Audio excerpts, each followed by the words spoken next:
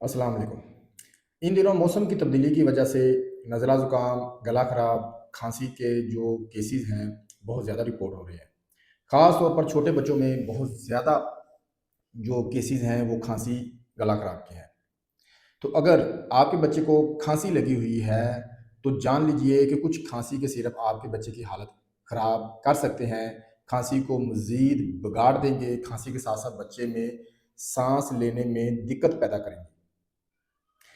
मैंने नोट किया है कि हमारे यहाँ ओवर द काउंटर बहुत सारे लोग खुद से जाके मेडिकल स्टोर से सिरप या किसी डॉक्टर से जाके खांसी का सिरप लेके आ जाते हैं कि हमारे बच्चे को घर में खांसी लगी हुई है, कोई खांसी का अच्छा सा सिरप दे दें और फिर वो यूज़ करते हैं। और अक्सर लोग घर में पड़ा हुआ सिरप जो बड़ों का सिरप होता है, उसी की मकदार कम करके बच्चे को खांसी के लिए दे देते हैं। वो कौन से ऐसे सिरप हैं जो छोटे बच्चों में खांसी रोकने के लिए इस्तेमाल नहीं करने चाहिए? जानने के लिए इस वीडियो को एंड तक लाज़मी देखिए।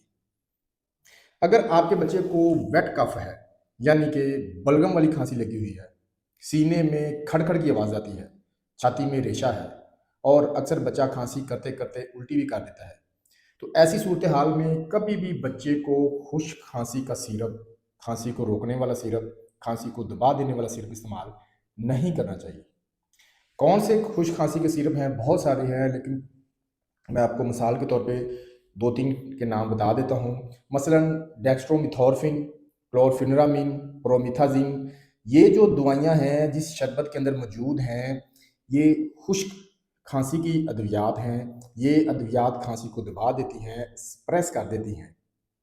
मिसाल के तौर पर जिस तरह कम्बिनोल डी है, कोरेक्स डी है, एक्टिव डीएम है, फिनर्गन सिरप है, इनके अंदर जो अद्वियात मौजूद हैं, ये खांसी को सप्रेस कर देती हैं, ये खुश्क खांसी की अद्वियात हैं, खांसी को रोक देती हैं। जबकि वेट कफ में हमने खांसी को दबाना नहीं होता, एकदम से खांसी को रोकना नहीं होता, छाती में मौजूद बलगम रेशे को बाहर निकालना होता है।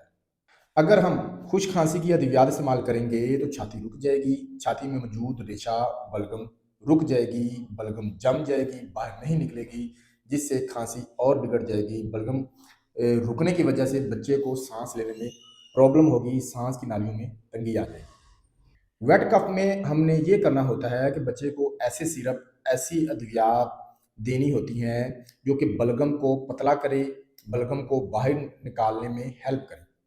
बलगम निकालने वाली जो मेडिसिन है, ये बलगम को पतला करती है, रेशा पतला हो जाएगा, बच्चा खाँसी करेगा, रेशा उसके मुँह में आ जाएगा और अगर बच्चा 6 साल से छोटा है, तो वो बलगम को निगल जाएगा और बलगम पोटी के ज़रिए जिस्म से बाहर निकल जाएगी और अगर बच्चा 6 साल से बड़ा है, तो खाँसी करके बलगम को थूक के ज़रिए बाहर निकाल देगा।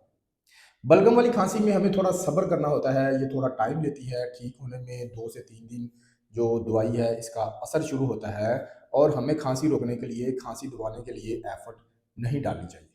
वेट करना होता है कि बलगम आहिस्ता-आहिस्ता पतली होके सारी बाहर निकल जाए।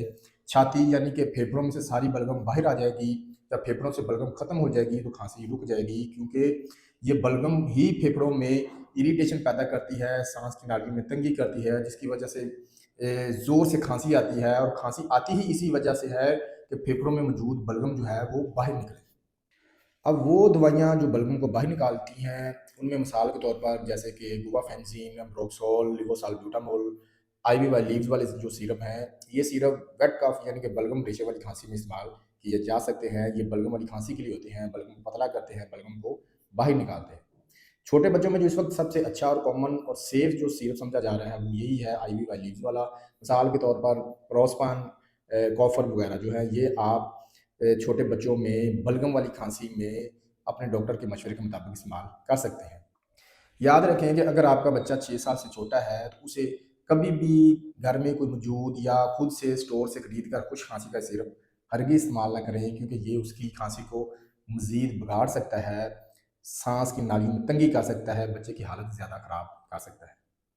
मैं उम्मीद करता हूँ ये वीडियो आपके लिए इन्फॉर्मेटिव होगी। मज़ीद इस तरह की वीडियोज़ देखने के लिए मेरे चैनल को सब्सक्राइब करें, साथ में बेल के आइकन को प्रेस करें ताकि इस तरह की इन्फॉर्मेटिव वीडियोज़ आपको मिलती रहें। अपना बहुत सारा ख्याल रखिएगा, मुझे अपनी दुआ में याद रखें। आपसे मुलाकात होगी किसी और वीडियो में नए टॉपिक के साथ। अल्लाह हाफ़िज़।